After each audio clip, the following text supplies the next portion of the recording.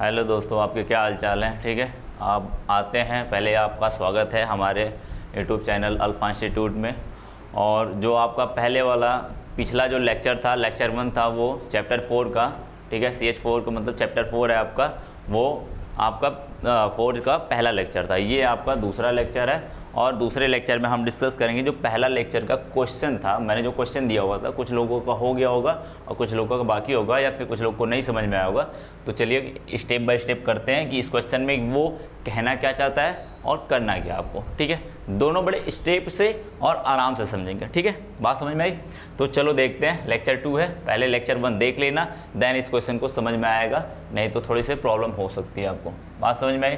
चलो, क्या कहता है, एक बंद पात्र में निम्नलिखित अभिक्रियाएं संपन्न हो रही हैं। क्या कह रहा है, एक कोई बंद सा पात्र है आपके पास, कोई डब्बा है या फिर कह दो बीकर है, जो भी समथिंग हो आपके पास, उसके अंदर एक बंद करके अभिक्रिया हो रही है। ठीक है, बंद हो करके अभिक्रिया हो रही है, तो क्या कह रहा है, उस अभिक्रिया में क्या हो रहा है, कोई पदार्थ मेरे पास अभिकारक 2A है, क्या है 2A है, और वो B और C में बदल रहा है। किस में बदल रहा है, 4B प्लस में C में बदल रहा है। ये आपके दोनों उत्पाद हो गए, ये आपका अभिकारक हो गया।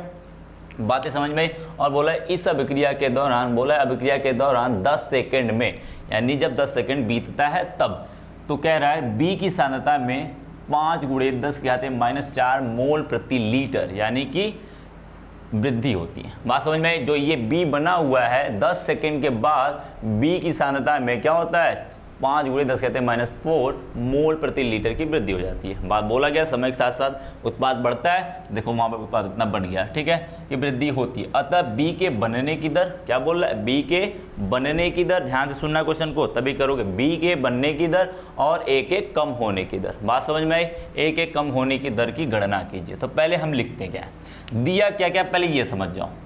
क्वेश्चन करने से पहले लिख लिया करो भाई, आपको दिया क्या क्या है क्वेश्चन में, क्योंकि इससे ना आपको आसानी होगी। देखो स्टेप बाय स्टेप चलोगे, कोई प्रॉब्लम नहीं है। आप जो जो रूल बताया गया वही रूल फॉलो करो, एक भी इधर से उधर क्वेश्चन नहीं होने वाले। देखो क्या क्या दिया पहले लिख लोगे तो तुम्हें पहचान करनी होगी कि भाई क्वेश्चन कहाँ से और किसको करे, कैसे करे। देखो दिया क्या, आपका समय दिया हुआ है, क्या दिया हुआ है, समय दिया हुआ, कितना, 10 सेकेंड दिया हुआ, कितना दिया हुआ है, 10 सेकेंड दिया हुआ। सांद्रता, B की सांद्रता क्या है, B की सांद्रता कितना दिया हुआ भाई, 5 × 10⁻⁴ मोल प्रति लीटर, कह लो, हिंदी में लिख लेते हैं मोल प्रति लीटर। बात समझ गए? दो चीज़ें मुझे दे दिया, पूछा क्या है, B के बनने की दर। B के बनने की दर क्या होती है, dB मोलर सांद्रता dB/dt, यही तो होती है। कल मैंने बताया था कम होने की दर और वृद्धि होने की दर बताया था, बनने की दर और कमी होने की दर दोनों मैंने बताया था। यदि मैं B के कम होने की दर की बात, B के बनने की दर की बात करूं तो dB/dt हो जाएगा। यदि मैं बात करूं किसकी, और A के होने की दर, A के कम होने की दर क्या हो जाएगा, dA/dt। जितने समय में B बनेगा उतने ही समय में A कम होगा, A कम होगा तो B बनेगा, B बनेगा तो A कम होगा, दोनों एक दूसरे के वाइस वर्सा है। ठीक है, बात करते हैं क्वेश्चन की। ठीक है, आओ, ठीक है, तो हम लिखते हैं भाई B के बनने की दर, क्या कहेंगे, B के बनने की दर, ठीक है, क्या हो जाएगा भाई, आप जानते हो dB यानी B की सांद्रता, सूक्ष्म यानी कि किसी समय पे B की सांद्रता, और उसमें लगा परिवर्तन में लगा समय, dt हो गया। यही समय आपका क्या था, dt था, और यही आपका क्या था भाई, dB था, क्या था, dB मोलर सांद्रता। यही तो परिवर्तन हुआ है, क्या बोला, यही तो सांद्रता में परिवर्तन हुआ है। लिख लेते हैं, क्या हो जाएगा, सॉल्व करोगे क्या आ जाएगा, 5 × 10⁻⁴ बटे समय कितना लगा है, 10 सेकेंड, टोटल हो जाएगा कितना, ऊपर ले जाओगे माइनस हो जाएगा, यानी 5 × 10⁻⁵ क्या है, मोलर सांद्रता है, यानी कि मोल पर सेकेंड। क्या होगा, सांद्रता, यानी सांद्रता किस में व्यक्त की जाती है, दर किस में व्यक्त की जाती है, मोल पर लीटर पर सेकेंड। क्या हो जाएगा, मोल पर लीटर पर सेकेंड हो जाएगा। बात समझ गए, क्या बोला गया है, क्या हो जाएगा, 5 × 10⁻⁵ मोल पर लीटर पर सेकेंड। 10 को ऊपर ले जाओगे, 10 की घात -1 हो जाएगा, -1 और -4 क्या हो जाएगा, -5 हो जाएंगे। ठीक है, अब मैं पूछ सकता हूँ b के कम होने की दर, a के कम होने की दर, a के कम होने की दर क्या लिखोगे आप, dA अपॉन dt, और ये माइनस क्या बता रहा है, आपका कम होने की दर बता रहा है, क्या होने का, कम होने की दर। ठीक है, अब बात करते हैं ये dA तो आपको पता नहीं है, ये तो A की सांद्रता कितनी कम हो रही हो तो दिया नहीं है। एक हम रिलेशन जानते हैं, दोनों में रिलेशन जानते हो, हाँ जानते हैं। यहाँ से हम दोनों की सांद्रताओं का यानी कि दोनों के वेग का बराबर कर सकते हैं। कब बराबर करेंगे, जब उसका स्टिचियोमेट्रिक कोफिशिएंट 1 हो या स्टिचियोमेट्रिक कोफिशिएंट क्या हो, यदि 1 ना हो तो हम उसको भाग दे के बराबर कर सकते हैं। क्या कर सकते हो, आप जानते हो, यदि मैं इसके लिए अभिक्रिया के दर का समीकरण लिखूं तो क्या लिख सकते हो, dA upon dt minus stoichiometric coefficient कितना है, 2 है, कितना है, 2 है, तो 1/2 कर देंगे। समझ गए 1/2 कर देंगे। और b के लिए लिखेंगे तो क्या होगा, 1/4 dB अपॉन dt हो जाएगा। अब c के लिए मैं लिखूँ तो क्या होगा, 1 क्या हो जाएगा, dC अपॉन dt हो जाएगा। अब देखो c के साथ 1 था तो मैंने कोई भाग नहीं दिया, 1 का भाग देने से कोई फर्क नहीं पड़ता। अब देखो यहाँ पर इसकी मात्रा पता है तुम्हें, इसकी पूरी की मात्रा पता है, यहाँ पे निकाल लियो, b के बनने की दर आप निकाल लियो, कितना, 5 × 10 कहते हैं -5 कर देते हैं, तो क्या हो जाएगा। अब आप जानते हो इन दोनों में रिलेशन निकाल लो, इन दोनों में क्या करो, देखो इन दोनों में आप रिलेशन निकाल दो। अब इतना ही तो मुझे ज़रूरत है, इतने की ज़रूरत है, तो मैं क्या कर सकता हूँ, चलो मैं इधर लिख देता हूँ इस चीज़ को। देखो अब मैं क्या कह सकता हूँ, dA है, 2 को उधर भेज दूँ, क्या करूँ, 2 को उधर भेज दूँ, तो क्या आ जाएगा, dA upon dt equal to 2 उधर चला जाएगा, क्या हो जाएगा, 2 × 2/4 इंटू, अब इसकी वैल्यू आपको पता है, इसकी वैल्यू आपको यही है, इसकी वैल्यू कितनी है, 5 × 10 की आते हैं -5 मोल पर लीटर पर सेकेंड, उसको बाद में लिख लेंगे। ठीक है, क्या होगा, dA upon dt equal to क्या हो जाएगा भाई, माइनस है, इसका मतलब कम होने की दर है, तो उससे कोई फर्क नहीं पड़ेगा यहाँ पर। तो क्या होगा, इसको भाग दोगे, कितना आएगा, इसको भाग दोगे आप, आएगा कितना करेंगे, 2 5 दूनी 10, 10 में 10 का 4 का भाग देंगे, 2.5 × 10 की कहते हैं -5 मोल पर लीटर पर सेकेंड। बात समझ में आई, क्वेश्चन खत्म। b के कम होने की दर, a के कम होने की दर कितने हैं, 2.5 × 10 कहते हैं -5 मोल पर लीटर पर सेकेंड। बात खत्म, यहीं पे काम हो जाएगा आपका। ठीक है, ये क्वेश्चन इस तरीके से ट्रैकल करेंगे। करना क्या था इसमें, बस जो दिया था उसने मैंने लिख दिया, उन दोनों में रिलेशन क्या होता है मैंने उनको लिखा और फटाक से मेरे क्वेश्चन हो गए। ठीक है, स्टेप बाय स्टेप चलोगे, क्वेश्चन में कोई दिक्कत नहीं होने वाली। ठीक है, अब आते हैं अपने नेक्स्ट टॉपिक पे, दूसरे लेक्चर के टॉपिक पे हम अपना चैप्टर कवर करते हैं। भाई चैप्टर में क्या था, अभिक्रिया का आपने दर पढ़ लिया था। ठीक है, अभिक्रिया का दर पढ़ लिया था, यानी वेग पढ़ लिया था, उसको अभिक्रिया के प्रकार पे कितने प्रकार के वेग होते हैं इनको भी पढ़ लिया था। अब हम पढ़ेंगे अभिक्रिया के दर के समीकरण लिखना। क्या करना, अभिक्रिया के दर का समीकरण लिखना। ठीक है, अब तो अब हेडिंग डाल लो, सारे लोग क्वेश्चन लिख लो, अपना हेडिंग वेडिंग डाल लो। भाई जो भी कॉपी पेन लेके बैठना, ऐसा ना हो कि कॉपी पेन ना है आप सो के ऐसे देख रहे हो वीडियो को। ठीक है, सो के मत देखना भाई, पढ़ाई ऐसे नहीं होती है सो के। बात समझ में आई? ठीक है, पढ़ाई सो के नहीं होती है, सो के मत देखना कभी भी वीडियो को, कॉपी पेन लेके बैठ जाओ आराम से। तो क्या लिखेंगे, अभिक्रिया के दर का समीकरण।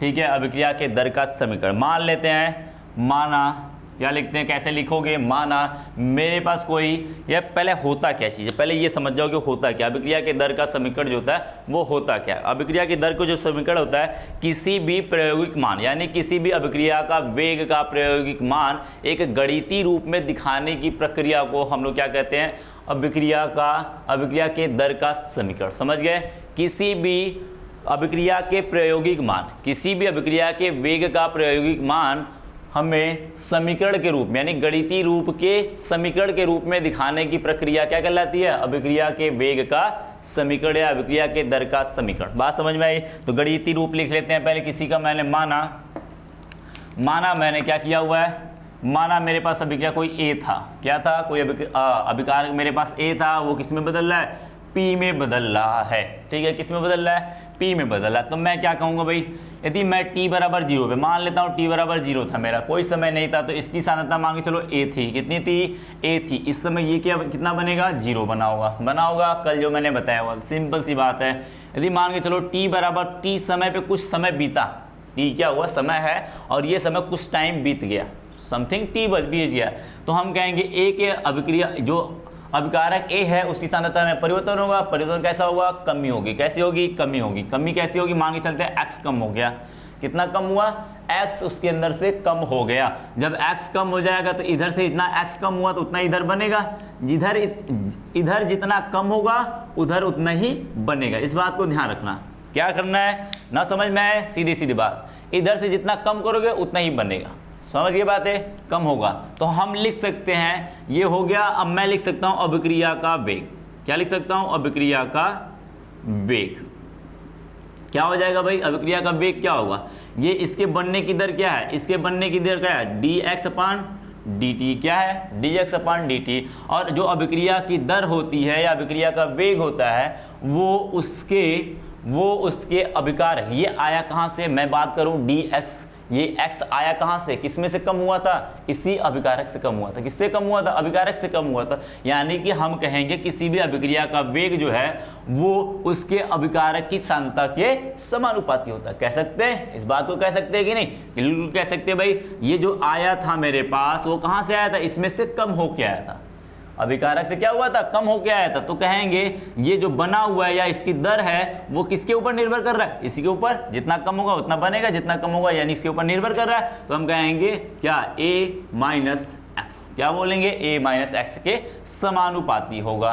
अब यदि ये अभिक्रिया की दर क्या है? यदि कोटि 1 है तो बोलेंगे n1 1 है। यदि कोटि 1 से अधिक है तो बोल देंगे यहाँ पे पावर n है। अभी कोटि बताई जाएगी, n क्या है? कोटि आपको आगे बताई जाएगी कोटि क्या होती है। ठीक है, अभी समझते रहो सिर्फ। n क्या है? उसकी कोटि बता रहा है। क्या बता रहा है? कोटि बता रहा है। अब बात करते हैं भाई, इसको बढ़ाओगे तो dx इक्वल टू क्या हो जाएगा? dx/dt इक्वल टू, आप जानते हो समानुपाती, ये क्या है? समानुपाती का चिन्ह है। कभी भी समानुपाती चिन्ह हटाते हो तो क्या आता है? समानुपाती चिन्ह हटाते हो तो क्या आता है? एक नियतांक आता है। क्या आता है? नियतांक आता है। हम उसे k से मानते हैं। यहाँ पर क्या दिखाते हैं? k को दिखाते हैं। तो k इंटू हो जाएगा क्या? a minus x power n। क्या हो जाएगा? क्या हो जाएगा भाई? क्या होगा? देखो dx/dt equal to k into a minus x power n। क्या हो जाएगा? पावर n हो जाएगा। लिखोगे कहाँ? जहाँ लिख लोगे k इक्वल टू क्या है? वेग स्थिरांक है। इस वेग का एक स्थिरांक है। क्या है? स्थिरांक है। ठीक है, या फिर क्या कह सकते हो? ये स्थिरांक है, या इसको बोलते हैं अभिक्रिया का विशिष्ट स्थिरांक है। अभिक्रिया के वेग का विशिष्ट स्थिरांक है स्पेशल तरीके से, इसलिए इसे बोलते हैं, या समानुपाती स्थिरांक का नाम भी जाना जाता है। किसी भी नाम से आप पुकार सकते हो, बोल सकते हो उसको। ठीक है, बात समझ में आई? इसे क्या कहते हैं ये? और n क्या है? अभिक्रिया की कोटि। क्या है? n क्या है? अभिक्रिया की कोटि। घबराना नहीं, इन दोनों के बारे में भी अलग से डिस्कस करेंगे। ठीक है, इन दोनों के बारे में भी अलग से डिस्कशन करेंगे। अगले वाले लेक्चर में हम लोग इसी को लेके आएंगे कि k क्या होता है, n क्या होता है। बात समझ में आई? तो इस पर टेंशन मत लेना। अभी मैं सिर्फ बता रहा हूँ अभिक्रिया के दर का समीकरण लिखने का तरीका। क्या लिखने का तरीका? अभिक्रिया के वेग का समीकरण लिखने का तरीका। अभी आप पूरा देखोगे, लेक्चर स्टेप बाय स्टेप देखते रहोगे, एक के बाद एक देखते रहोगे तो आपका सारी चीज़ें यहाँ पे कवर कराई जाएंगी। आप टेंशन ना लेना इस चीज़ का। ठीक है, बिल्कुल टेंशन नहीं लेना भाई। आपका इंट्रेंस एग्जाम से लेके बोर्ड एग्जाम से लेके हर एक एग्जाम कवर करेंगे हम। पूरी केमिस्ट्री कवर होगी, पूरी डिटेल में जानेंगे और नॉलेज के साथ। ऐसा नहीं कि रट्टा मारने वाली केमिस्ट्री कोई है। ये केमिस्ट्री पूरी की पूरी आपका एक तरीके कॉन्सेप्चुअल है। ठीक है, कॉन्सेप्ट के साथ आएगा और आपका पूरे नॉलेज के साथ आएगा। ठीक है, पूरे नॉलेज लेते रहेंगे। ठीक है, तो बात समझ में आई? k इक्वल टू क्या हो जाएगा? वेग स्थिरांक, और n क्या हो जाएगा? आपके अभिक्रिया की कोटि। ठीक है, तो क्या होगा? ये dx/dt equal to k into a minus x power n हो जाएगा। यही कहलाता है अभिक्रिया की कोटि, सॉरी अभिक्रिया के दर का समीकरण। क्या कहलाता है? अभिक्रिया के दर का समीकरण। समझ गए? अभिक्रिया की दर का समीकरण, यहाँ से हम लोग बात कर लेंगे अभिक्रिया के दर का समीकरण का। तो यहाँ से आपका टॉपिक लगभग ये वाली चीज़ें खत्म है। अब हम बात करेंगे अगले टॉपिक जो है, मेरी अगली टॉपिक है इसी से रिलेटेड है। जब मैंने कह दिया ये अभिक्रिया का वेग है, इनसे मैंने समीकरण लिख लिया, तो हो सकता है भाई उससे अभिक्रिया का जो वेग है उसको कुछ लोग प्रभावित करते हो। अलग अलग माध्यम में अलग अलग तरीके से होता है। जैसे आप लोग होते हो भाई, घर में रहोगे अलग तरीके से रहोगे, स्कूल में रहोगे अलग तरीके से रहोगे, बाहर रहोगे किसी से बात करोगे अलग तरीके से, दोस्त के साथ रहोगे अलग तरीके से, यानी आप ही हो, लेकिन हर जगह पे अलग अलग माध्यम में अलग अलग तरीके से आपका बिहेवियर है, व्यवहार आपका अलग अलग होगा। तो उसी तरीके से ये अभिक्रिया है या अभिक्रिया का वेग है, तो ये अभिक्रिया का वेग अलग अलग माध्यम में अलग अलग तरीके से व्यवहार करती है। बात समझ में आई? अलग अलग तरीके से व्यवहार करती है। तो हम देख लेते हैं भाई अभिक्रिया के दर को कौन कौन से माध्यम या कौन कौन सी चीजें हैं जो प्रभावित कर सकती हैं। क्या कर सकती हैं? प्रभावित कर सकती हैं। तो हम एक एक स्टेप बाय स्टेप करते हैं, क्योंकि ये देखो बोर्ड एग्जाम में आपको बड़े अच्छे क्वेश्चन बनते हैं, ठीक है, बड़े अच्छे क्वेश्चन बनते हैं। क्यों? क्योंकि भाई ये थोड़े से लॉन्ग टाइप के क्वेश्चन होते हैं। क्या होते हैं? लॉन्ग टाइप के क्वेश्चन होते हैं। जैसे आपका थ्योरेटिकल लिखने का होता है, बस क्या होता है? लिखने का होता है। एक बार समीकरण लिखा, आपके बोलेगा कि अभिक्रिया का समीकरण लिखिए तथा अभिक्रिया को प्रभावित करने वाले कारकों का व्याख्या कीजिए। ठीक है, अभिक्रिया के कारकों को व्याख्या का प्रभावित करने वाले कारकों का व्याख्या कीजिए। तो क्या करना होता है भाई? ये समीकरण दिखाना होगा आपको। क्या दिखाना होगा? समीकरण दिखाना होगा। और आपको ये लिखना पड़ेगा कि उसको कौन कौन से लोग हैं जो प्रभावित कर सकते हैं। तो ये 4 नंबर का क्वेश्चन बनता है आपके एग्जाम में, ठीक है। और ये पूरी इस तरीके से लिखना और समझ गए। एक बार ध्यान रखना, एक बार समझ गए तो लिखना बहुत आसान है। पूरी थ्योरी केमिस्ट्री की लिखनी बहुत आसान होती है। मैं बता दूं आपको, केमिस्ट्री की पूरी थ्योरी जो होती है वो लिखनी बहुत आसान होती है। बस आप एक बार उसे समझ गए तब। तो एक बार समझते रहना, स्टेप बाय स्टेप समझते रहना और इसको लिखते रहना भाई। ऐसा ना हो कि स्किप कर जाओ बीच में, ठीक है। स्किप मत करना, नहीं तो केमिस्ट्री गायब हो जाती सर से। समझ गए? स्किप मत करना, नहीं तो सर से गायब हो जाएगी केमिस्ट्री और पता भी ना चले भाई। देखो अब लिख लें कि अभिक्रिया के वेग को प्रभावित करने वाले कारक। ठीक है, समझ गए? क्या करना है? प्रभावित करने वाले कारक देखना है। कारक का मतलब क्या होता है? ऐसे कौन कौन से लोग हैं जो उस अभिक्रिया के वेग को प्रभावित कर सकते हैं, यानी कि बदल सकते हैं। कोई घटा सकता है, कोई बढ़ा सकता है, यही तो काम है। अभिक्रिया का वेग का क्या मतलब होता है? चलना, किसी सांद्रता के साथ, समय के साथ सांद्रता का चलना होता है। अब अभिक्रिया का कारक हो सकता है लगा दें, तो हो सकता है अभिक्रिया की जो सांद्रता बदल रही समय के साथ वो कम हो जाए, तो अभिक्रिया बोलेंगे अभिक्रिया के वेग कम हो गई। हो सकता है वो अभिक्रिया के वेग को, सांद्रता को तेजी से कर दे, यानी उत्पाद ज़्यादा बनाए। कम समय में उत्पाद ज़्यादा बनाए, यानी कि समय के साथ उत्पाद की मात्रा बढ़ गई, यानी कि परिवर्तन की दर क्या हो गई? अचानक से बढ़ गई। तो उसे बोलेंगे क्या? हो सकता है वो बढ़ा दे अभिक्रिया की दर को। ठीक है, तो पहले से बात करते हैं। पहले जो टॉपिक है अभिक्रिया की दर का, जो पहली बात करते हैं, जो लिखने के लिए आता है, वो होता है अभिकारक की सांद्रता। किसकी बात होता है? अभिकारक की सांद्रता। क्या कहते हैं? अभिकारक की सांद्रता। तो एक बात ध्यान रखना, आपने अभी अभिक्रिया का वेग लिखा था। क्या लिखा था आपने? अभिक्रिया का वेग का समीकरण लिखा हुआ था। तो आपने लिखा था किसी भी अभिक्रिया का वेग dx/dt क्या होता है? किसके समानुपाती होता है? a - x के। और a - x का क्या है? a - x क्या है? किसकी सांद्रता है? ये एक सांद्रता है। किसकी सांद्रता है? अभिकारक की सांद्रता है। किसकी सांद्रता है? अभिकारक की सांद्रता है। ठीक है, किसकी सांद्रता है? अभिकारक। अब अभिकारक की सांद्रता है, तो एक बात समझ गए, ये किसका चिन्ह है? समानुपाती का चिन्ह। इसका मतलब होता है अभिकारक की सांद्रता बढ़ाने पर, अभिकारक की सांद्रता ये, अभिक्रिया की सांद्रता बढ़ाओगे तो अभिक्रिया की दर क्या होगी? अभिक्रिया का वेग क्या होगा? बढ़ जाएगा। तो एक बात लिख सकते हैं कि, क्या लिख सकते हो? अभिकारक की सांद्रता बढ़ाने पर, क्या करने पर? बढ़ाने पर क्या लिख सकते हो? अभिकारक की सांद्रता बढ़ाने पर अभिक्रिया का वेग बढ़ जाता है। क्या हो जाता है? बढ़ जाता है। समझ गए क्या कहा गया है? कि अभिक्रिया की सांद्रता बढ़ा गई। ठीक है, अब बढ़ गई भाई, तो अब लिख लेते हैं भाई कारक। सॉरी कारण, क्या लिखते थे, कारण क्या था, इसको ऐसा क्या आफत आ पड़ी, इसके अंदर ऐसी क्या आफत आ पड़ी। भाई मैंने कहा था ना मैं बेसिक से सारी चीजें पढ़ाऊंगा, एक चीज भी छूटनी नहीं चाहिए, मैं कारण के साथ साथ दूंगा। हर चीज का एक रीजन होता है, अपना अपना खुद का रीजन होता है। जैसे आपको खाना खाना तो आपका रीजन होता है, भाई भूख लगती इसलिए खाना खाते हैं। यहाँ पर भी ये अभिक्रिया की अभिकारक की सांद्रता बढ़ाने पर अभिक्रिया का वेग बढ़ जाता है, तो उसका खुद का अपना एक रीजन होगा। अब इस रीजन के साथ मैं चलता हूँ, भाई मैं रीजन के साथ ही प्रूफ देता हूँ, नहीं तो बिना रीजन का मैं कुछ नहीं देता। ठीक है, बात समझ में आई। देखो यहाँ पे कारण है, क्या है, कारण लिखा हुआ है, इसका मतलब इसकी कारण क्या होती है। देखो सांद्रता जैसे जैसे बढ़ाओगे तो या सांद्रता का मतलब क्या होता है, सांद्रता का मतलब समझते हो, किसी भी आयतन में, इकाई आयतन में उपस्थित मोलों की संख्या। क्या होता है, इकाई आयतन में उपस्थित मोलों की संख्या को ही सांद्रता कहते हैं। तो यदि आप इकाई आयतन, यानी इकाई आयतन का मतलब क्या है, आयतन फिक्स है, आयतन क्या है, फिक्स है, आयतन फिक्स है, तो आयतन फिक्स के साथ आप क्या बढ़ा रहे हो, सांद्रता बढ़ा रहे हो, यानी मोलों की संख्या बढ़ा रहे हो। क्या बढ़ा रहे हो, मोलों की संख्या। सांद्रता को सी से दिखाते, इधर देख लेना, आप आदर्श गैस का विलयन पढ़ोगे विलयन में, तो आप आदर्श गैस पढ़ाया होगा तो इसमें बोला होगा N/V को क्या कहते हैं हम लोग, सांद्रता कहते हैं। आयतन तो हमने फिक्स कर दिया, अब क्या बढ़ाओगे, अब नंबर ऑफ मोल बढ़ाओगे, मोलों की संख्या बढ़ाओगे। मोलों की संख्या बढ़ाओगे तो किसका मतलब क्या है, कणों की संख्या बढ़ाओगे। किसकी संख्या बढ़ाओगे, कणों की संख्या बढ़ाओगे। जैसे ही कण की संख्या बढ़ेगी क्या होगा, क्या होगा भाई, प्रभावी टक्कर बढ़ जाएंगे। क्या होंगे, प्रभावी टक्कर बढ़ जाएंगे। प्रभावी टक्कर का मतलब होता है कणों की संख्या बढ़ने से बीच में आपस में क्या होगा, रिएक्शन तेजी से होगा। क्या होगा, रिएक्शन जितना तेजी से होगा उत्पाद उतना ही तेजी से बनेंगे। ठीक है, उत्पाद उतना तेज से बनेंगे तो कहेंगे अभिक्रिया की दर जो है वो ज्यादा है। क्या है, अभिक्रिया की दर क्या है, ज्यादा या बढ़ गई है पहले से। क्यों, देखो प्रभावी टक्कर का मतलब समझ जाना, आगे बात करेंगे इसकी।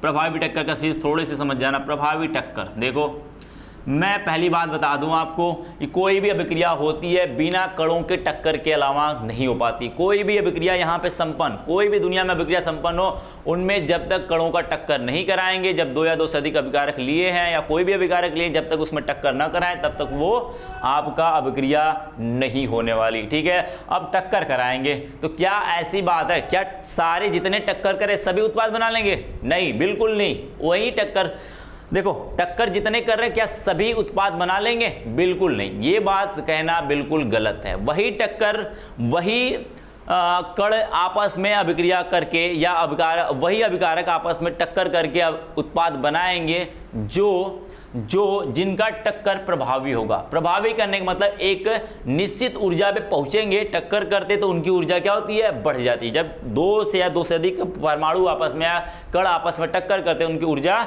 बढ़ जाती है। जैसे ऊर्जा बढ़ेगी तो एक निश्चित ऊर्जा पे पहुंचेंगे तो यानी कि वो उत्पाद बना सकते हैं। क्या करेंगे, उत्पाद बना सकते हैं। जब कणों की संख्या बढ़ जाएगी तो टक्कर भी ज्यादा होंगे, तो हो सकता है प्रभावी टक्कर भी ज्यादा हो गए होंगे। क्या करेंगे, प्रभावी टक्कर बढ़ जाएंगे। प्रभावी टक्कर बढ़ेंगे तो क्या हो जाएगा, प्रभावी टक्कर बढ़ने से उनमें उत्पाद ज्यादा बनेगा। उत्पाद ज्यादा बनेगा तो अभिकारक की सांद्रता, यानी सीधी सी बात है, उत्पाद ज्यादा बनने का मतलब समय के साथ उत्पाद ज्यादा बन रहा है, यानी कि अभिक्रिया की वेग जो है वो क्या हो गई है, अचानक से बढ़ गई है। जब बढ़ जाएगी तो कहेंगे अभिकारक की सांद्रता बढ़ाने पर अभिक्रिया का वेग बढ़ जाता है। बात समझ में आई, बात समझ में आई, कारण समझ में आया इसका, तो लिख सकते हो। क्या लिख सकते हो, कारण में क्या लिखोगे, अभिक्रिया की दर, अभिकारक की सांद्रता बढ़ाने पर अभिक्रिया की दर बढ़ जाता है, क्योंकि अब प्रभावी टक्करों की संख्या प्रति आयतन में सांद्रता बढ़ाने से कणों की संख्या बढ़ जाती है, जिससे प्रभावी टक्करों की संख्या भी बढ़ जाती है। समझ गए, लिख लोगे, बिल्कुल लिख लोगे, आसान है बिल्कुल। अब आगे करते हैं, दूसरी बात करते हैं ताप बढ़ाने पर। क्या बढ़ाने पर, ताप बढ़ाने पर। ताप के बढ़ाने या घटाने से क्या फर्क पड़ेगा भाई, क्या फर्क पड़ेगा, बिल्कुल मैंने कहा था टक्कर होनी चाहिए, टक्कर होनी चाहिए। अब मैं कहूँ, देखो समझ जाओ भाई, पहले समझ लो उसके बाद लिखते हैं क्या है। अब देखो ये था, ढेर सारे टग अपने पास क्या थे, अपने पास ढेर सारे कण हैं, ढेर सारे कण हैं। अब जैसे ही आप लोग इसके अंदर आग लगाए, क्या लगा दोगे, आग लगा दोगे। आग लगाने का मतलब क्या, आपने टेम्परेचर दे दिया, टेम्परेचर दे दिया, ताप बढ़ा दिया। जैसे ताप दोगे, कणों की संख्या क्या होती है, किसी को ताप देते हो तो उसके अंदर काइनेटिक एनर्जी जो होती है, काइनेटिक एनर्जी उसकी बढ़ जाती है। क्या करती है, काइनेटिक एनर्जी बढ़ जाती है, यानी कि गतिज ऊर्जा, क्या बोलते हैं हिंदी में, गतिज ऊर्जा बढ़ जाती है। सॉरी, गतिज ऊर्जा क्या होती है, बढ़ जाती है। अब कक्षा 9 में ही पढ़ के आए हो गतिज ऊर्जा क्या होती है। अणुओं की जो गति करने की वजह से ऊर्जा आती है उसी को कहते हैं गतिज ऊर्जा। किसकी वजह से, गति करने से। नाम से जैसे तुम्हें समझ में आ रहा है गतिज, गतिज का मतलब गति करना। किसका, कणों का। कणों का जब गति करेंगे तो उसके पास ऊर्जा, जो ऊर्जा होगी वही क्या होगी, गतिज ऊर्जा होगी। जब जैसे ही आग लगाते हो, टेम्परेचर देते हो, क्या होता है इसके अंदर, क्या होता है भाई, कणों के पास एनर्जी आएगी और वो एनर्जी काइनेटिक एनर्जी होती है। क्या होती है, गतिज ऊर्जा होती है। जैसी गतिज ऊर्जा मिलेगा ये अणु क्या करेंगे, पागल से हो जाएंगे। पागल होने का मतलब है क्या होता है भाई, ये भागने लगते हैं। गतिज ऊर्जा मिलने का मतलब क्या है, अब जानते हो गैस होगा या छोटे छोटे कण होंगे, जितना छोटा कण होता है वो उतना ही तेज भागता है। क्या करता है, उतना ही तेज भागता है, या उनके बीच में अनिश्चितता ज़्यादा होती है। अब ज़्यादा होगी तो ये भागेंगे, एक दूसरे से टकराएंगे। जितना तेज भागेंगे, अब इसी बंद पात्र में या किसी भी पात्र में वो क्या करेंगे, आपस में टक्कर करेंगे। जब कोलिजन करेंगे, टक्कर करेंगे, तो क्या होगा भाई, कोलिजन करने से क्या फर्क पड़ता है, इनके अंदर क्या हो जाता है, टकराएंगे, गतिज ऊर्जा ज़्यादा होगी, और टकराएंगे ज़्यादा और टकराएंगे ज़्यादा तो प्रभावी टक्कर फिर से बढ़ गए। क्या हो गए, प्रभावी टक्कर फिर से बढ़ गए। प्रभावी टक्कर बढ़ने से क्या होगा, उसकी क्या हो जाएगा, उत्पाद ज़्यादा बनेंगे। क्या करेंगे, उत्पाद ज़्यादा करेंगे। जब उत्पाद ज़्यादा बनाएंगे तो कहेंगे ताप बढ़ाने से अभिक्रिया का वेग बढ़ जाएगा। क्या होगा, अभिक्रिया का वेग बढ़ जाएगा। तो इस चीज़ को लिख सकते हो, बिल्कुल लिख सकते हैं भाई। हम लिख सकते हैं इस बात को कि ताप बढ़ाने पर, क्या कहने में, ताप बढ़ाने पर अभिक्रिया का वेग बढ़ जाता है। क्या होता है, बढ़ जाता है। समझ गए, समझ गए, बिल्कुल समझ गए, आप समझ गए होंगे, ठीक है। तो कह सकते हैं इस बात को कि अभिक्रिया का वेग क्या हो जाता है, ताप बढ़ाने पे बढ़ जाता है। नेक्स्ट वाली एक बात आती है, अब सुनो, मैं इसी के साथ एक और आपको वो दे रहा हूँ। आपका मतलब एक समझ लो फ्री का ज्ञान है, ये बिल्कुल फ्री का ज्ञान है एकदम।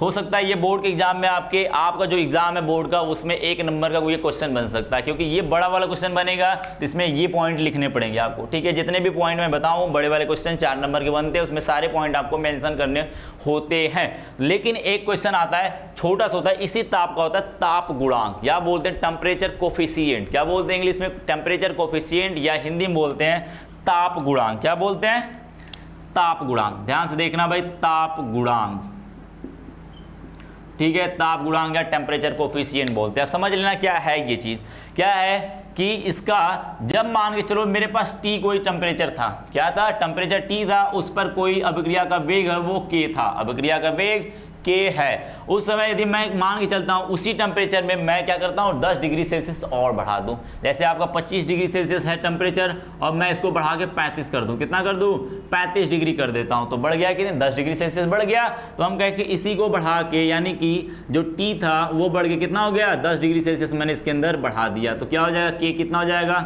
अब ये K T पे है, ये जो वेग स्थिरांक है वो किस पे है, ये T पे आया हुआ है। अब ये वेग स्थिरांक किस पे आएगा, T + 10 पे आएगा। तो हम कहेंगे T + 10 डिग्री सेल्सियस। कह सकते हैं, बिल्कुल कह सकते हैं। तो ये टेम्परेचर अलग है, ये टेम्परेचर अलग है, और दोनों टेम्परेचर का जो अंतर होता है, सॉरी अनुपात होता है, क्या होता है, अनुपात होता है। यानी कह सकते हैं कि T + 10, K + T10 बटे KT।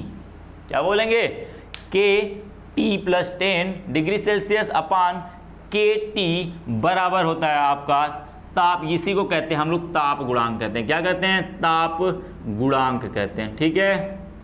क्या कहते हो, ताप गुणांक कहते हो। बात समझ लेना।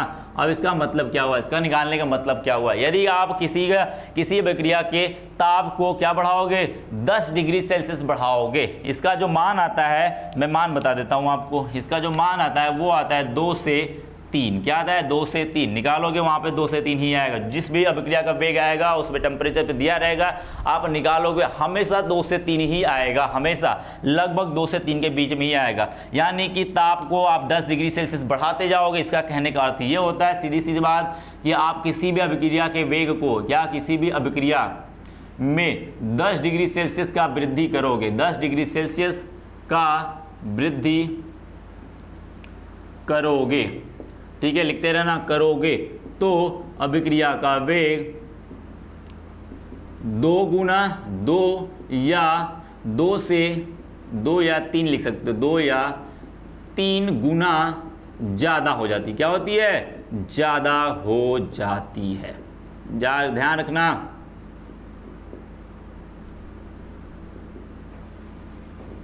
समझ गए, क्या होती है, 2 से 3 गुना ज़्यादा होती है, ये फिक्स है। और ये सबसे ज़्यादा इसके जो क्वेश्चन होते हैं वो एंट्रेंस एग्जाम में होते हैं। किसी भी बड़े यूनिवर्सिटी का देख लो तुम, जैसे BHU हो गया, IIT हो गया, नीट हो गया, जो भी बड़े बड़े यूनिवर्सिटी देख लो, या फिर बड़े बड़े वो कॉलेज का जो एग्जाम होता है उसमें देखोगे आपका ताप गुणांक या फिर बोलते हैं टेम्परेचर कोफिशिएंट का क्वेश्चन आता है। और लोग अक्सर गलत कर जाते हैं, क्यों, क्योंकि उनको ये निकालने के लिए जरूरी होता है के की वैल्यू निकालना होता है। उसमें क्या निकाल दो, के की वैल्यू निकालोगे टेम्परेचर अलग अलग पे, यानी 10 डिग्री सेल्सियस बढ़ा देने पे 25 से 35 कर दिया गया, क्या बोला, 25 से 35 कर दिया, तो उस समय अलग अलग होगा, उस समय अलग अलग होगा, दोनों का अनुपात जो होगा वही ताप गुणांक होगा। और उसकी वैल्यू हमेशा 2 से 3 आती है, यानी कि आपको याद करने की या निकालने की जरूरत नहीं है। हमेशा एक बात समझ लेना कि जो आएगा वो तो 2 से या 3 गुना ज़्यादा ही होगा। अभिक्रिया का वेग 2 गुना या 3 गुना ज़्यादा बढ़ जाएगा अपने आप 10 डिग्री सेल्सियस बढ़ाने पे। ठीक, बात समझ में आई।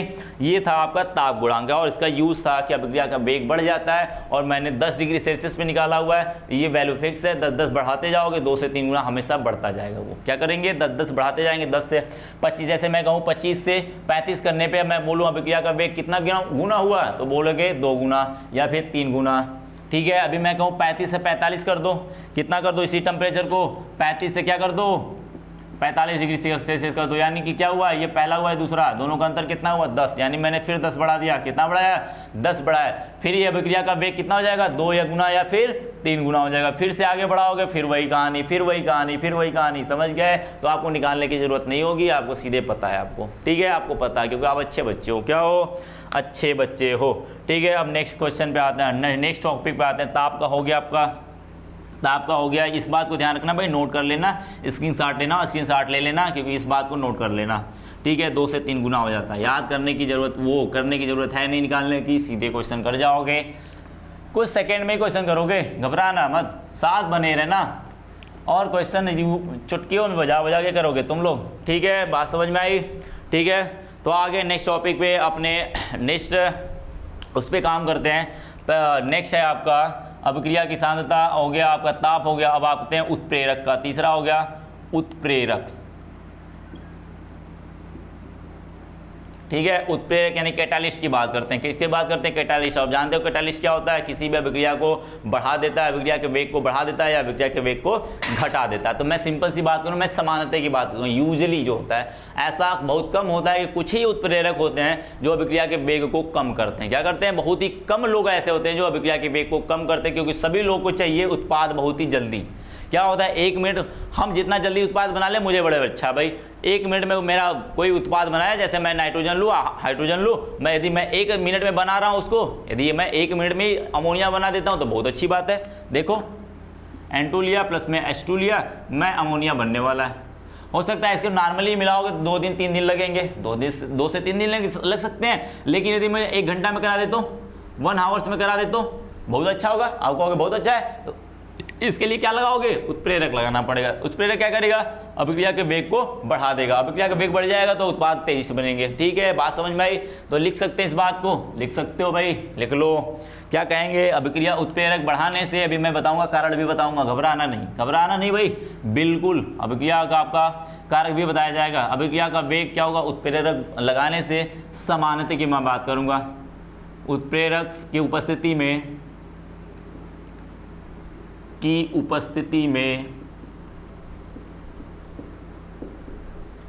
समानता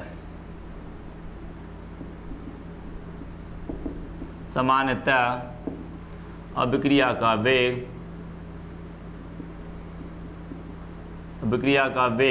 बढ़ जाता है। क्या हो जाता है, बढ़ जाता है। ठीक है, लेकिन ऐसा कहना सही बात नहीं है। समानता तो बढ़ता है, लेकिन ऐसा कहना सही बात नहीं है बिल्कुल। ये अभिक्रिया का वेग का क्या प्रभाव पड़ेगा, वो उत्प्रेरक के ऊपर निर्भर करेगा, कौन सा उत्प्रेरक है। कुछ उत्प्रेरक होते हैं जो बढ़ा देते हैं, कुछ उत्प्रेरक होते हैं जो घटा देते हैं, तो डिपेंड करता है इसके ऊपर। तो बढ़ा भी सकता है, घटा सकता है, लेकिन समानता की मैं बात करूँ, सामान्य जो कॉमन बातें करूँ मैं, तो कॉमन बातें अधिक से अधिक लोग क्या करते हैं, अभिक्रिया के वेग को बढ़ा देते हैं। कुछ ही लोग होते हैं जो घटाते हैं, तो मैं बोल सकता हूँ सामान्यतः सारे लोग बढ़ाते हैं, कुछ ही लोग होते हैं घटाते हैं। ठीक है, तो कारण देख लेते भाई, कारण देख लेते। सामान्यतः में बढ़ा सकते हैं, तो कारण की मैं बात करूंगा तो क्या कारण हो जाएगा, एक होता है सक्रियण ऊर्जा। क्या होता है, मैं थोड़े से इसको आपको रूबरू करा दूं भाई, आ जाओ रूबरू करा देते हैं। मान के चलो कोई आपके पास अभिकारक है, ये अभिकारक की मान के चलो ऊर्जा है, ये क्या है, ऊर्जा है, ये क्या है आपका, ये इधर वो बनने वाले उत्पाद बनने, ये मान के चलो आपका क्या है, आपके पास कोई अभिकारक था, इसकी ऊर्जा यहाँ पे थी। अब ये ऊर्जा पहले टक्कर करेंगे, ढेर सारे कण यहीं पे रुके हुए थे, क्या करते हैं, इसी बंद पात्र में या किसी भी पात्र में यहाँ पे रुके हुए हैं। अब इनको जैसे इनके बीच में टक्कर होगी, जैसे मैं कुछ काम कराऊं उसके अंदर टक्कर शुरू हो जाएगी, क्या होगी, टक्कर शुरू हो जाएगी। टक्कर जैसे शुरू होगी ये बढ़ जाएंगे, इनकी ऊर्जा क्या होगी, बढ़ जाएगी। और एक समय ऐसा आएगा कि मान के चलो यहाँ से फिर क्या होगा, यहाँ पे पहुँचेंगे, यहाँ से कम होनी शुरू होगी, क्या होगी, कम होनी शुरू हो जाएगी। मान के चलो यहाँ पे आए और यहाँ पे उत्पाद बना लिया, क्या बना लिया, उत्पाद बना लिया, ठीक है। यहाँ पे बोलेंगे अभिकारक, क्या बोलेंगे, क्या बोलेंगे, अभिकारक बोलेंगे। बात समझ गए, अभिकारक बोलेंगे, इसे बोलेंगे उत्पाद। अब मान के चलो यहाँ से चला, इसे इस ऊर्जा स्तर को, इस ऊर्जा स्तर को हम लोग कहते हैं, इस ऊर्जा स्तर को हम लोग कहते हैं सक्रियण ऊर्जा। क्या कहते हैं, सक्रियण ऊर्जा।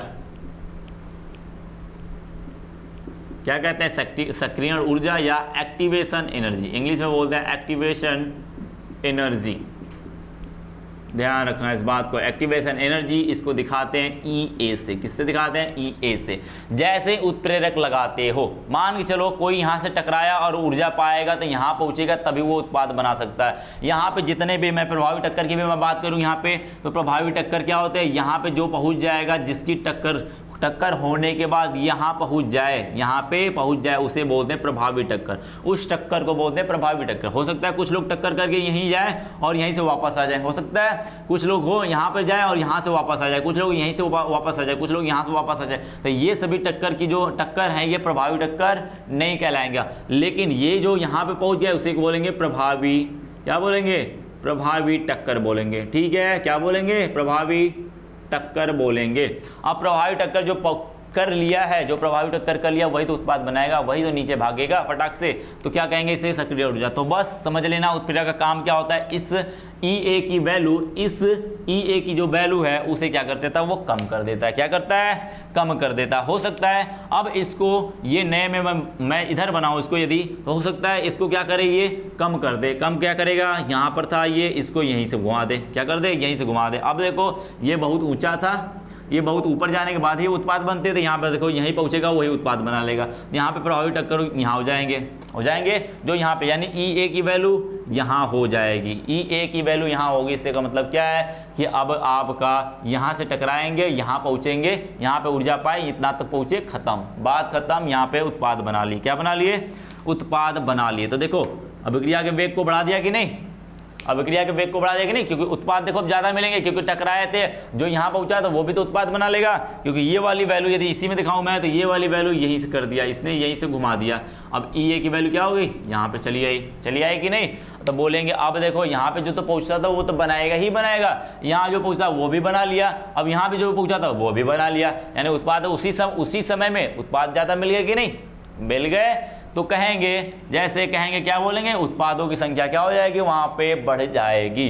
तो कहेंगे उत्प्रेरक का काम ये होता है सक्रियण ऊर्जा के मान को बढ़ाना या घटाना। यदि मैं बात करूँ बढ़ाने वाले की, यदि जब ये बढ़ा देगा, यदि किसी को हो सकता है कभी भी इसको बढ़ा दे, ये क्या कर दे, इसको यहाँ से यहाँ कर दे, जब यहाँ से यहाँ कर देगा तो यहाँ पे प्रभावी टक्करों की संख्या कम हो जाएगी कम, प्रभावी टक्करों की संख्या कम हो जाएगी, जिससे उत्पाद कम मिलेंगे। जब उत्पाद कम मिलेंगे तो बोलेंगे अभिक्रिया की दर क्या हो गई है, या अभिक्रिया का वेग क्या हुआ, कम हो गया। लेकिन ऐसा बहुत कम लोग करते हैं, इसलिए सामान्यतः की बात करें हम तो अभिक्रिया का वेग बढ़ जाता है। इसका मतलब इसको हमेशा कम कर देता है। क्या करता है, कम कर देता है। इस बात को नोट कर लेना, क्योंकि ये बातें थोड़े से आपको ज़्यादा है, ठीक है, जरूरी भी है प्रभावी टक्कर का, ठीक है। आप इस बात को नोट कर लो।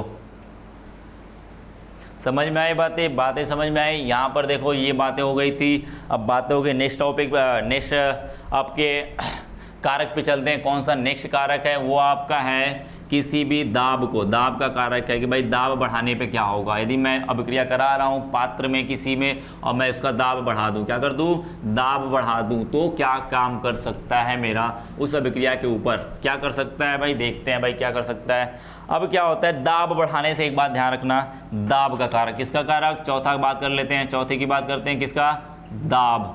दाब का मतलब क्या है, प्रेशर, किसकी बात कर रहा है, प्रेशर की बात कर रहा है। भाई प्रेशर बढ़ा दोगे तो क्या होता है, प्रेशर बढ़ाने से क्या होता है, पहली बात समझ लेना, प्रेशर का मतलब क्या होता है, जैसे किसी चीज़ को दबाना, प्रेशर का अर्थ होता है दबाना, क्या होता है, आपने दबाना होता है, ठीक है, दबाना होता है भाई, ध्यान रखना इस बात को, दबाना होता है। अब क्या करते हैं, जैसे यहाँ पे कण हैं, बहुत सारे छोटे छोटे कण कर रहे हैं आपस में रिएक्शन। अब जैसे ही आप लोग दबाते हो, क्या करते हो, दबाते हो, तो क्या काम करता है, वो काम क्या कर सकता है, पहले ये समझो। दबाने से क्या होता है, अणु जो होते हैं वो मान के चलो ये अणु यहाँ पर थे, ये अणु यहाँ पर थे और ये अणु यहाँ पर थे, ठीक है। अब दबाने से सारे अणुओं के बीच में क्या हो जाता है, पास पास आ जाते हैं, अणु क्या हो जाते हैं, पास पास। और दबाने के बाद क्या हो जाएंगे, ये मान के चलो यहाँ पर है, ये मान के चलो यहाँ पे चले आए, ये यहाँ पे और यहाँ पे चले आए, तो क्या कहेंगे, प्रति आयतन इनकी सांद्रता बढ़ जाती है। किसी के ऊपर दाब लगाने से प्रति आयतन सांद्रता क्या हो जाती है, बढ़ जाती है, इकाई आयतन में उसकी सांद्रता बढ़ जाती है। जैसे मैं कहूँ दाब लगा लगा के आप, जैसे एलपीजी गैस होती है, दाब लगा लगा के उस पर 15 लीटर भर देते हो, या 15 लीटर गैस भरने लायक है वो एलपीजी का, जो 15 लीटर है भरने वाला एलपीजी का पूरा आपका जो सिलेंडर आता है, क्या वो 15 लीटर का है, वो द्रव भरने के लिए 15 लीटर, लेकिन मैं दाब लगा लगा के उसके अणुओं को पास ला ला के मैं 15 लीटर के करीब 14 या 15 लीटर मैं भर देता, उसके अंदर भर देते हैं। तो कहते हैं भैया जैसे जैसे दाब लगाते हो अणुओं की संख्या क्या होते हैं, अणु पास पास आते हैं, ज़्यादा पास पास आएंगे तो क्या होगा, प्रति आयतन में उनकी सांद्रता क्या हो जाएगी,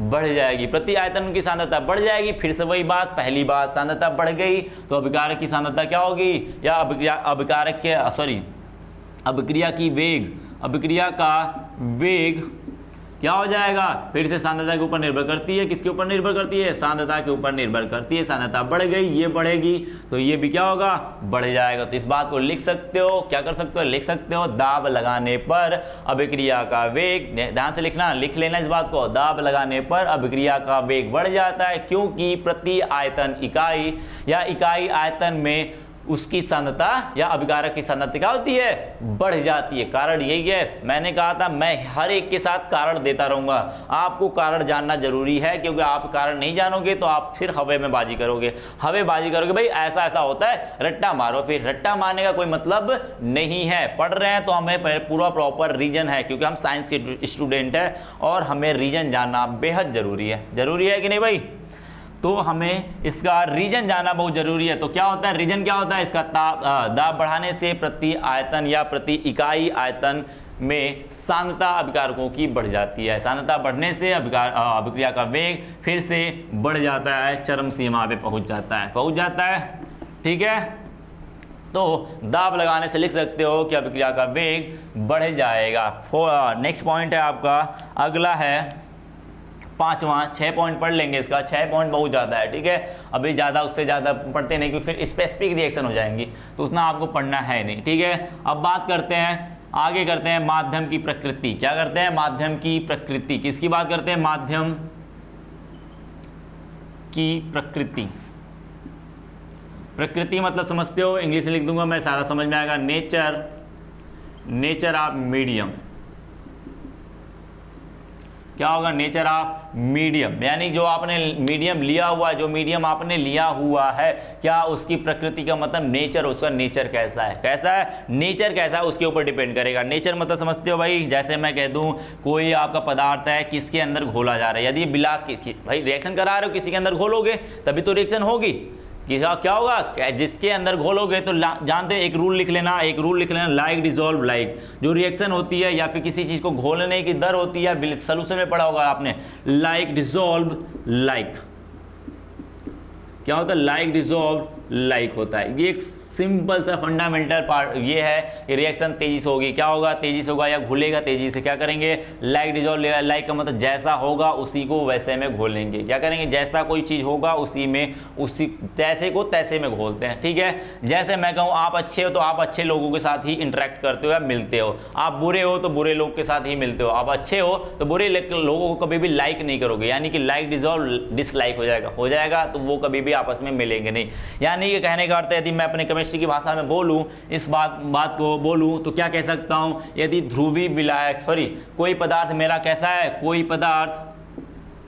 कोई पदार्थ यदि वो ध्रुवीय है, क्या है, ध्रुवीय है। बात समझ में आए, ध्रुवीय का मतलब जो आयनित हो सके, थोड़ा बहुत आयनित हो सके, उसी को ध्रुवीय बोलते हैं, ठीक है। ध्रुवीय तो 11 में पढ़ चुके, 10 में पढ़ चुके, सारी चीज़ें पढ़ चुके हो। कोई पदार्थ ध्रुवीय है, यदि ध्रुवीय है तो वो ध्रुवीय विलायक में ही घुलना चाहेगा या उसमें ही घुल के रिएक्शन करना चाहेगा जो इसकी तरह हो। तो ये पदार्थ कैसा है, ध्रुवीय है, तो ध्रुवीय विलायक ही उसको चाहिए। कैसा विलायक चाहिए, ध्रुवीय विलायक या ध्रुवीय माध्यम चाहिए। क्या चाहिए, ध्रुवीय माध्यम चाहिए। बात समझ में। यदि कोई मेरे पास पदार्थ अध्रुवीय है, क्या है, कोई पदार्थ मेरे पास अध्रुवीय है, क्या है, अध्रुवीय है, तो वो कैसा चाहेगा, जैसे भाई अच्छा है, मान के चलो ये अच्छा है तो अच्छे को चाहेगा, अब ये बुरा है तो किसको चाहेगा, वो भाई बुरे को ही तो खोजेगा। यानी कि अध्रुवीय विलायक है मेरे पास, तो कैसा माध्यम होना चाहिए, यदि पदार्थ मेरे पास अध्रुवीय है तो माध्यम कैसा होना चाहिए, अध्रुवीय होना चाहिए। कैसा होना चाहिए, अध्रुवीय होना चाहिए,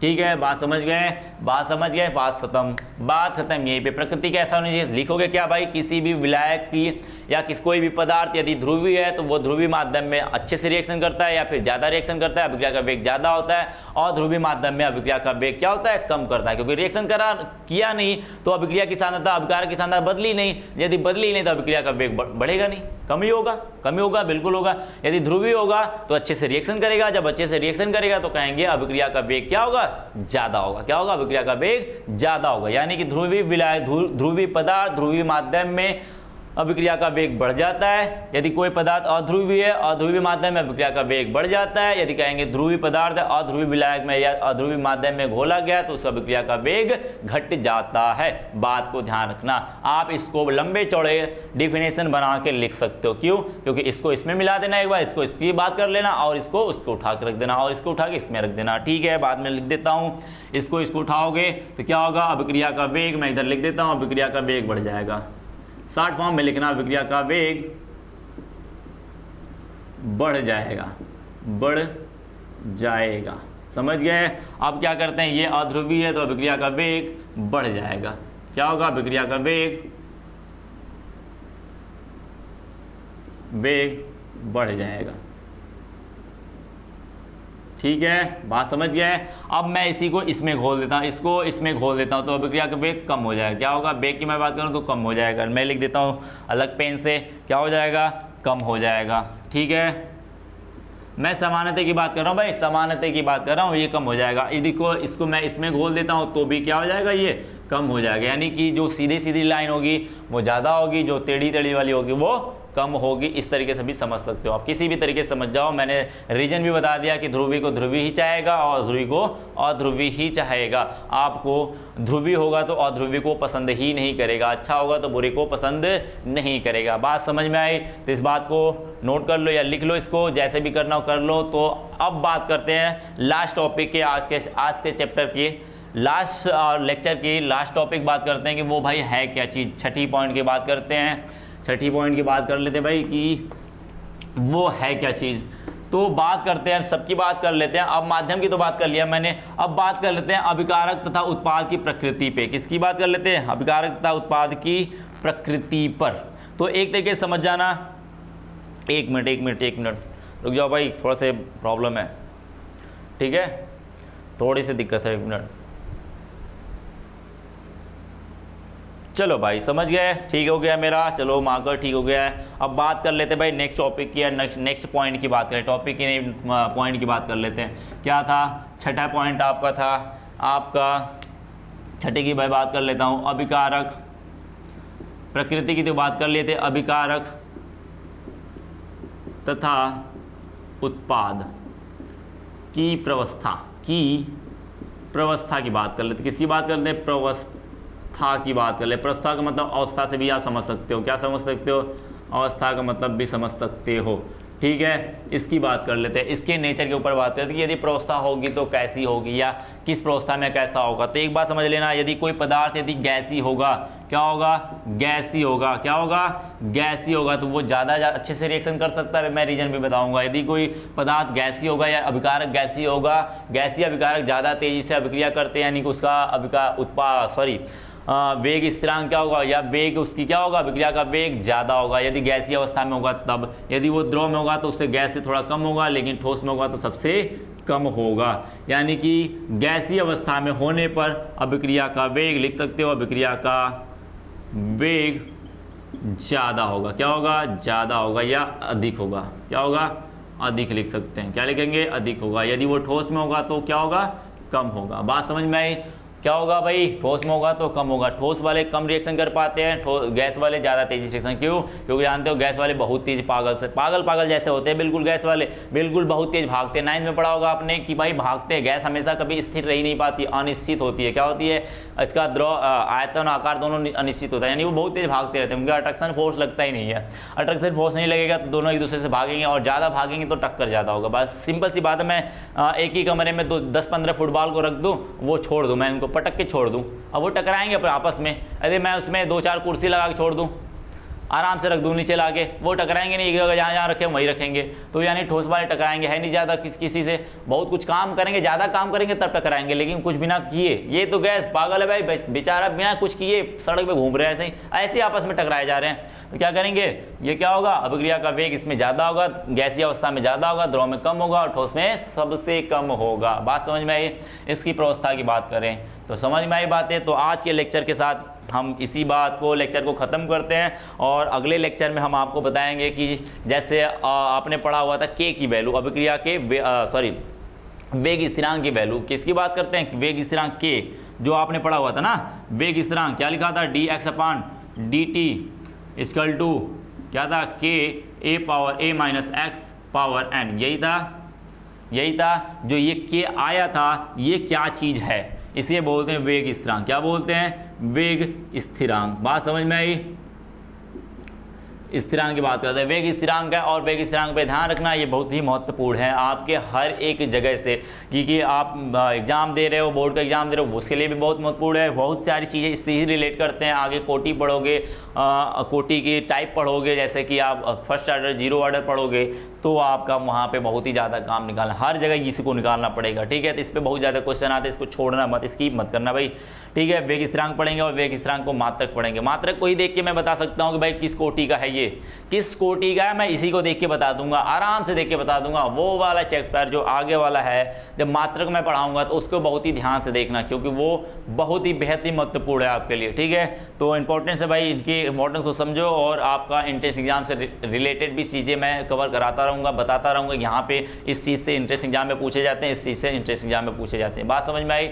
चलो आज के लेक्चर ख़त्म करते हैं, और इसके साथ हम आपसे विदा लेते हैं भाई। धन्यवाद। और यदि वीडियो को देख रहे हैं तो लाइक करिए, यदि पसंद आए तो भाई लाइक करिए, और समझ में आए तो कमेंट भी करिए इसको, ठीक है। यदि आप सजेशन कोई देना चाहते हैं हमें, तो वो भी दे सकते हैं अपने साथ, हमें सजेस्ट कर सकते हैं कि इस चीज़ को ऐसे करना चाहिए, इस चीज़ को ऐसे करना चाहिए, तो हम अपना उसमें आपकी बातों को इंक्लूड करेंगे, ठीक है। ओके, बाय बाय, धन्यवाद और देखने के लिए थैंक्स।